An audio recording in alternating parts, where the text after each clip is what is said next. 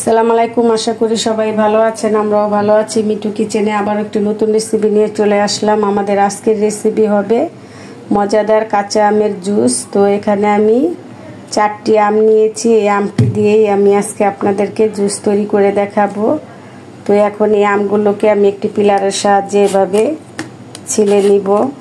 আর আমের গুণের কথা কি বলবো, এই আমটা আমাদের শরীরের জন্য খুবই উপকারী একটি ফল।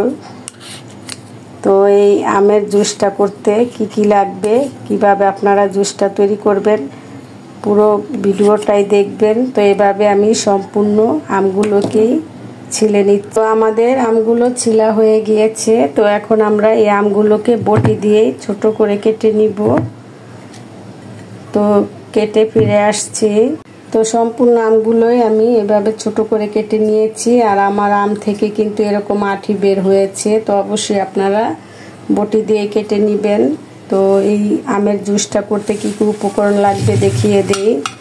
এখানে আমাদের লাগছে বিট লবণ, সাদা লবণ, আর নিয়েছি 1 ফালি লেবু, লাগছে পুদিনা পাতা আর কিছুটা কাঁচামরিচ।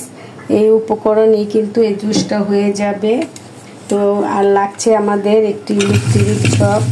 তো এই জগের ভিতরে এখন আমরা আমগুলো প্রথমে ঢেলে নিব। ঢেলে তারপরে আমরা একে একে সব উপকরণ দিয়ে দিব। তো এখানে আমি পুদিনা পাতা দিয়ে দিলাম, সাথে ধনিয়া পাতাও আছে।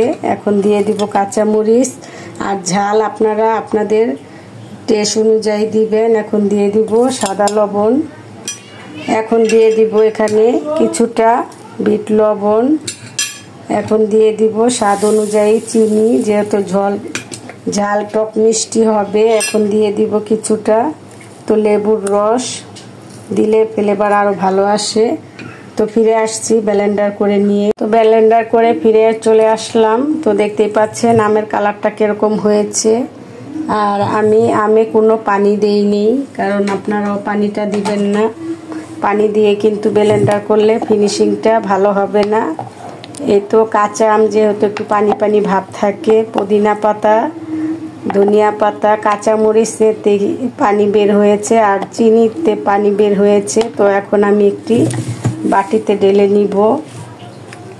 তো আপনারাও এই নিয়মে জুসটা তৈরি করবেন। তো দেখতেই পাচ্ছেন 4টা আমি কিন্তু অনেক পরিমাণই হয়েছে। তো এখন এখানে আমি কিছুটা পানি অ্যাড করব, যেহেতু জুসটা একটু পাতলা হবে। তো এখন এভাবে পানিটা মিক্স করে নেবেন। মিক্স করে তারপরে পরিবেশন করার জন্য আমরা গ্লাস নিয়ে নিব। এই তো যদি আপনারা একটু বেশি পাতলা খান আর একটু পানি অ্যাড করতে পারেন। তো আমি এই পরিমাণ পানি দিয়েই আমরা জুসটা খাবো। তো এই পরিমাণেই ঠিক আছে। তো এখন আমি এখানে নিয়ে নিব গ্লাস।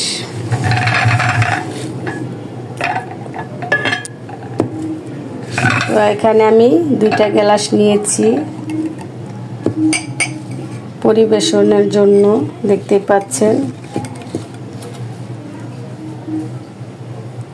তো এখন এই গ্লাসগুলোর ভিতরেই জুসটাকে ঢেলে দিব।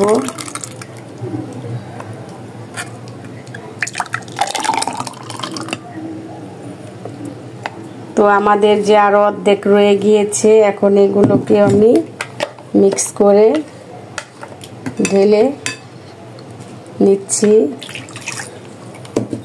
তো আমাদের 4টা আম দিয়ে কিন্তু প্রায় 2 গ্লাসের জুসই হয়েছে। তো দেখতেই পাচ্ছেন।